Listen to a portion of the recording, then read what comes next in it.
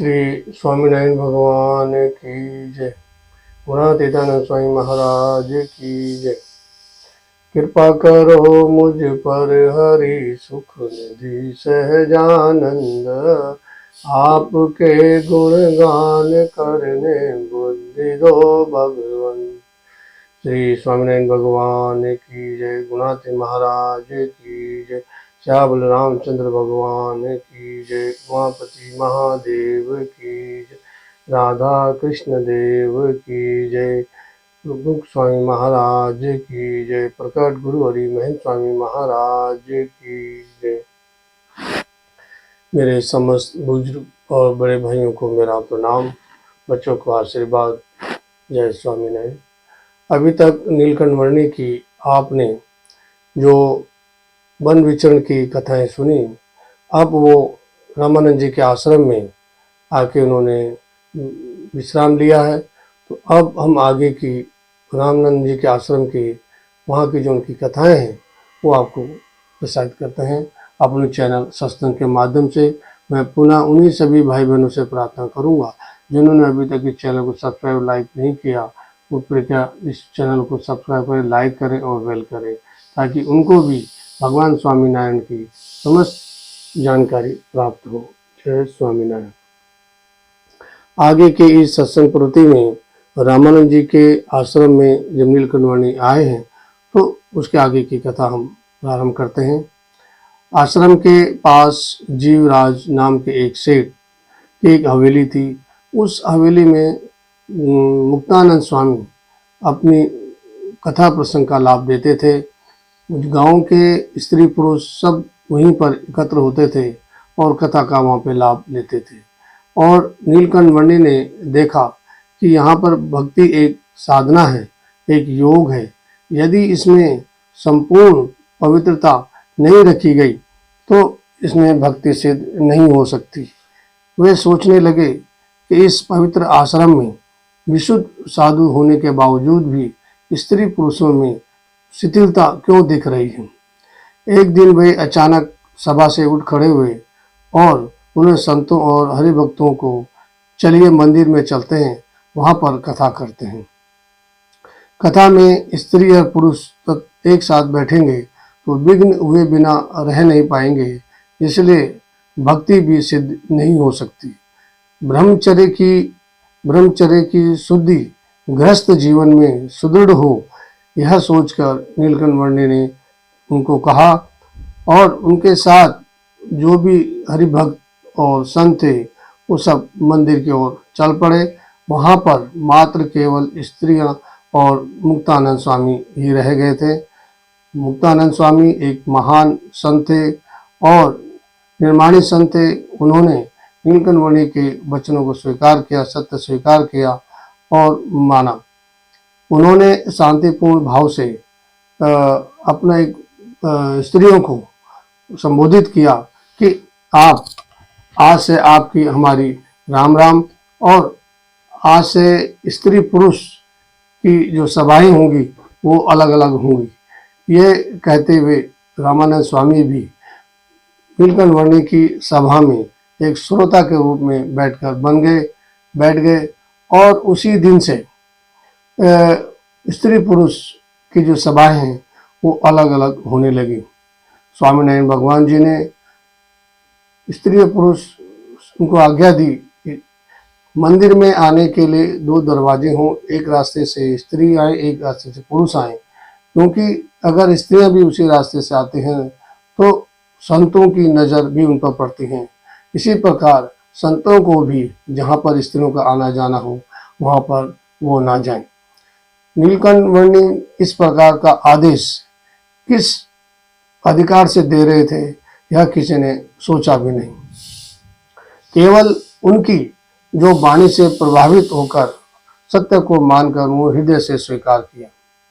नीलकंठ वर्णी सरयू नदी से आए थे तो लोग उन्हें सरयू दास के नाम से पुकारने लगे, क्योंकि गांव वाले उनके बारे में ज़्यादा कुछ जानते नहीं थे और उनके चित दिव्य उनका जो व्यक्तित्व था, उसकी छत्र छाया और योगाभास आदि के सीखकर लोगों ने अपने आनंद का एक अनुभव लिया था। आश्रम की दीवार में साथ एक नाई का घर भी था और नाई के घर और आश्रम की बीच की जो दीवार थी उसमें एक छिद्र था। वो जो छिद्र था उसमें संतों और नाई आपस में अग्नि का लेन देन करते थे। एक दिन नीलकंठवर्णी ने यह देखा और मुक्तानंद स्वामी को कहा कि यह जो छिद्र है यह छिद्र दीवार में नहीं, यह धर्म में है। तो मुक्तानंद स्वामी को तुरंत आदेश दिया और वो छिद्र बंद करवाया। मुक्तानंद स्वामी ने भी वो आदेश का पालन किया, वो छिद्र बंद कर दिया। और ये संतों को, नीलकंठवर्णी संतों को अपनी वाणी से और उनको लाभ देते थे और शास्त्र प्रवचनों के रहस्य को उनको समझाते थे और योग का जो शिक्षण है वो भी उनको देते थे। अब उनको ज्ञान, ध्यान, अनुभव, शिक्षण सभी आदर्श रूप में उन्होंने स्वीकार कर लिया था। फिर भी नीलकंठ के आश्रम, नीलकंठ महाराज आश्रम के जो नियम धर्म है वो सभी अपनाते और जिस तरह से सारे संत मुक्तानंद स्वामी की आज्ञा में रहते तो नीलकंठवर्णी भी उनकी आज्ञा में रहते थे। आश्रम के काम, झाड़ू मारना, सफाई करना, पानी लाना, कुएं से पानी लाना, गोबर लाना, उपले बनाना इत्यादि सारे काम नीलकंठवर्णी भी करते और साधुओं की सेवा भी करते और गांव में जाकर भिक्षा भी लेते और रामकृष्ण धुनी कहते भी राम कृष्ण की धुनी भी घुमाते और घर घर घूमने जाते थे। वे केवल दिन भर में एक बाजरे की रोटी और मिर्च पीसकर वो खाते थे। उनकी यही दिनचर्या थी और तपस्या का उनका अनुभव बिल्कुल जो अन्वय संगम उनको दिखता था। नीलकंठवर्णी मुक्तानंद स्वामी का बड़ा आदर करते थे। कभी कभी वे मुक्तानंद स्वामी से कहते थे कि रामानंद स्वामी जी के बाद उनकी आज्ञा लेकर वो वन में चले जाएंगे, उनके साथ ध्यान और समाधि में बैठेंगे, क्योंकि उनको शहर और गांव पसंद नहीं आता था। वो जंगलों में शांत प्रवृत्ति उनको अच्छी लगती थी। एक बार नीलकंठ जी को रामानंद स्वामी के दर्शन की अभिलाषा हुई। नीलकंठ जी ने मुक्तानंद स्वामी को कहा कि आप ध्यान में बैठकर उनके जो दर्शन है उनका जो चित्त अपने आकार में लीजिए।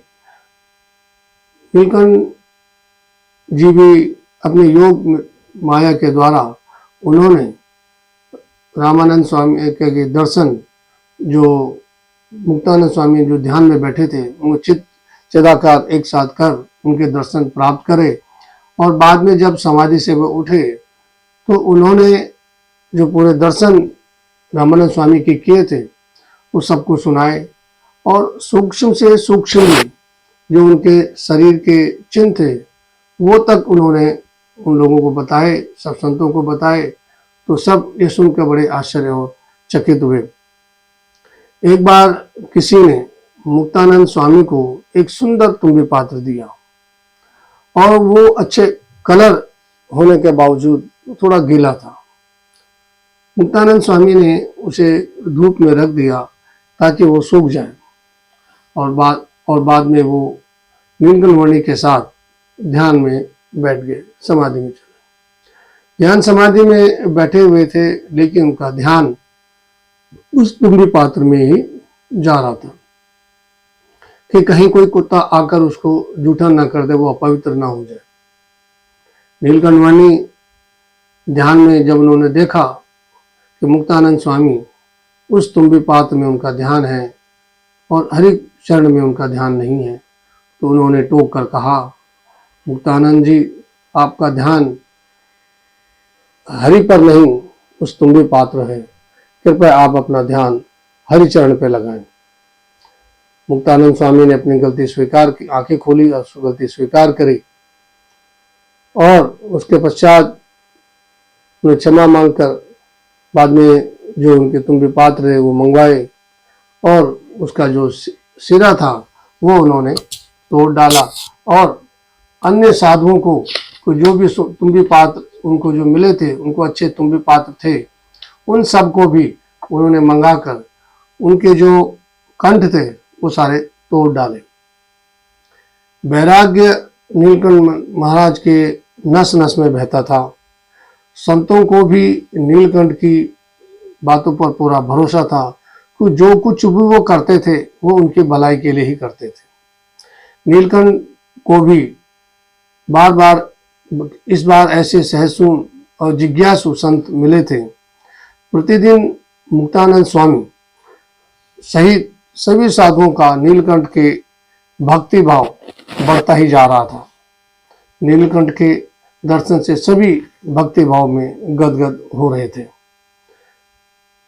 आज के इस सत्संग प्रवृत्ति में नीलकंठ वर्णी ने रामानंद जी के आश्रम में रहकर रामानंद जी की योग माया के द्वारा उनके दर्शन करे और अपने नियम जो उन्होंने सभा के बताए वो नियम उस दिन से प्रारंभ हुए, जिसमें स्त्री और पुरुष की जो सभा है वो अलग अलग होने लगी।